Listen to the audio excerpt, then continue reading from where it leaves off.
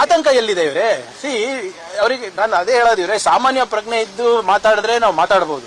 ಉಡಾಫೆಯಾಗಿ ಮಾತಾಡಿದ್ರೆ ಏನು ಉತ್ತರ ಕೊಡ್ಬೋದು? ನಾವು SIR ವಿರುದ್ಧ ಇದೀವಿ ಅಂತ ಹೇಳಿದೀವ? ಯಾರ್ದು ಜವಾಬ್ದಾರಿ ಒಂದು ಒಳ್ಳೆ ಉತ್ತಮವಾದಂತ ಆರೋಗ್ಯವಾದಂತ ಮತದಾರರ ಪಟ್ಟಿ ಸೃಷ್ಟಿ ಮಾಡೋದು? ಎಲೆಕ್ಷನ್ ಕಮಿಷನ್ದು. ನಾವೇನ್ ಹೇಳ್ತಾ ಇದೀವಿ, ಎಲ್ಲರಿಗೂ ಇನ್ಕ್ಲೂಡ್ ಮಾಡಿ ಯಾರು ಅರ್ಹರಿದ್ದಾರೆ ಅಂತ. ಬೆಂಗಾಲ್ನಲ್ಲಿ, ಬಿಹಾರ್ನಲ್ಲಿ, ತಮಿಳುನಾಡಿನಲ್ಲಿ, ಕೇರಳನಲ್ಲಿ ಸಾಕಷ್ಟು ಗೊಂದಲ ಸೃಷ್ಟಿಯಾಗಿದೆ ನಾಗರಿಕರಲ್ಲಿ.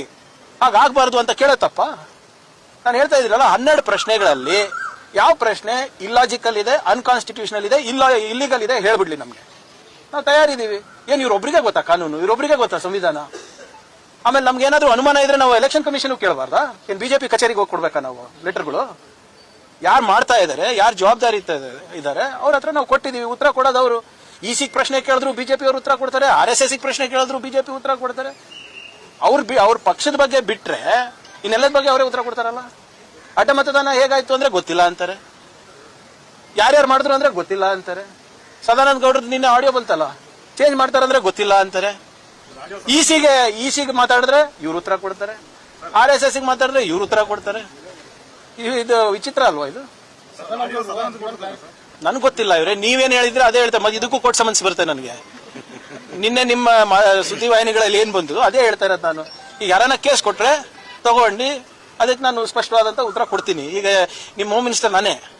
So you give me a case, I will take it and I will tell ಅದು ಯಾರು ವಾಯ್ಸ್ ಇದೆ ಅಂತ. ಬಟ್ ಏನು ಬಿಜೆಪಿ ಅವರು ಕೋರ್ಟಿಗೆ ಹೋಗ್ತಾರೆ ವಾಯ್ಸ್ ಸ್ಯಾಂಪಲ್ ಕೊಡಬಾರ್ದು ಅಂದ್ಬಿಟ್ಟು. ಗೊತ್ತಲ್ಲ ನಿಮ್ಗೆ? ನೋಡಿ ಇವರೇ, ಇದು ಒಂದು ವ್ಯವಸ್ಥಿತವಾಗಿ ನಡೆದಿದೆ.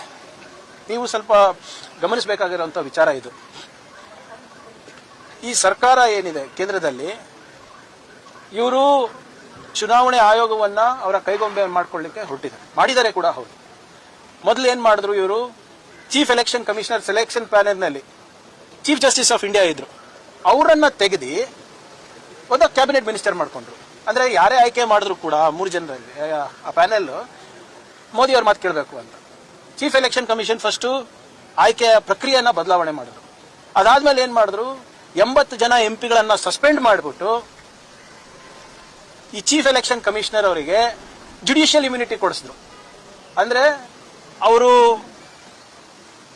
ಜವಾಬ್ದಾರಿಯನ್ನ ನೆರವೇರಿಸಬೇಕಾದಾಗ ಅವರು ಡ್ಯೂಟಿನಲ್ಲಿ ಏನೇ ಮಾಡಿದ್ರು ಕೂಡ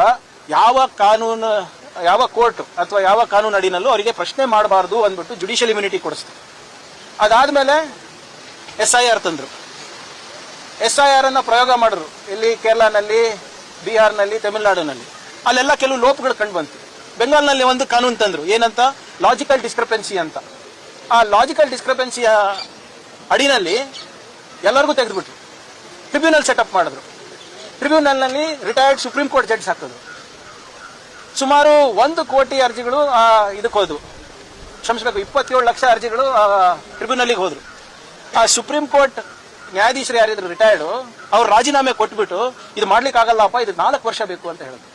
ಅದಾದ್ಮೇಲೆ ಕೋರ್ಟ್ ಏನ್ ಆದೇಶ ಕೊಡ್ತು, ಈ ಸರಿ ನಿಮ್ಗೆ ಮತದಾನ ಕೊಡಕ್ಕಾಗಲ್ಲ, ನೆಕ್ಸ್ಟ್ ಟೈಮ್ ನೋಡೋಣ ಅಂತ. ಕ್ರೊನಾಲಜಿ ಸಮಜಿ ಯಾರಿಗೆ ಹೇಳಿದು? ನಿಮ್ಮ ಹಕ್ಕನ್ನ ಕಸ್ಕೊಳ್ಳಿಕ್ಕೆ. ಯಾರಿಗೆ ಬೇಕು ಇವರು ಓಟನ್ನ ಕಟ್ ಮಾಡೋದಕ್ಕೆ. ಅಸ್ಸಾಂನಲ್ಲಿ ಡಿಲಿಮಿಟೇಷನ್ ಮಾಡ್ತಾರೆ, ಡೆಮೋಗ್ರಫಿನ ಡಿವೈಡ್ ಮಾಡ್ತಾರೆ. ವುಮೆನ್ಸ್ ರಿಸರ್ವೇಶನ್ ಬಿಲ್ ಅಂತ ತಂದ್ಬಿಟ್ಟು ಡಿಲಿಮಿಟೇಷನ್ ಕಮಿಷನ್ ಅನ್ನೇ ಇವರು ಕೈನಲ್ಲಿ ಇಟ್ಕೋಬೇಕಂದ್ಬಿಟ್ಟು ಮಾಡಿದಂಥದ್ದು ಪ್ರಯೋಗ ಇದು. ಇವತ್ತು ಯಾಕೆ 2/3 ಮೆಜಾರಿಟಿಗೆ ಒದ್ದಾಡ್ತಾ ಇದ್ದಾರೆ ಇವರು? ಯಾಕೆ TMCಗೆ ಹೊಡಿತಾ ಇದ್ದಾರೆ, SP ಹೊಡಿತಾ ಇದ್ದಾರೆ, NCPಗೆ ಹೊಡಿತಾ ಇದ್ದಾರೆ? 2/3 ಮೆಜಾರಿಟಿ ಬಂದ್ರೆ ಮತ್ತೊಮ್ಮೆ ಆ ಬಿಲ್ ನ ತಂದು ಡಿಲಿಮಿಟೇಷನ್ ಕಮಿಷನ್ ಅವ್ರ ಕೈನಲ್ಲಿ ಇಟ್ಕೊಳ್ಳಿಕ್ಕೆ. ಇದೆಲ್ಲಾನು ನಾನು ಯಾವ್ದೋ ಒಂದು ಕಲ್ಪನೆ ಮಾಡ್ತಾ ಇಲ್ಲ, ಕತೆ ಅಲ್ಲ ಇದೆಲ್ಲ. ಇವೆಲ್ಲ ನಡೆದಿರೋದಂಥದ್ದು ಪಾರ್ಲಿಮೆಂಟ್ ನಲ್ಲಿ. ಸೊ ಇದ್ರ ವಿರುದ್ಧವಾಗಿ ನಾವು ಹೋರಾಟ ಮಾಡ್ತಾ ಇದ್ದೀವಿ.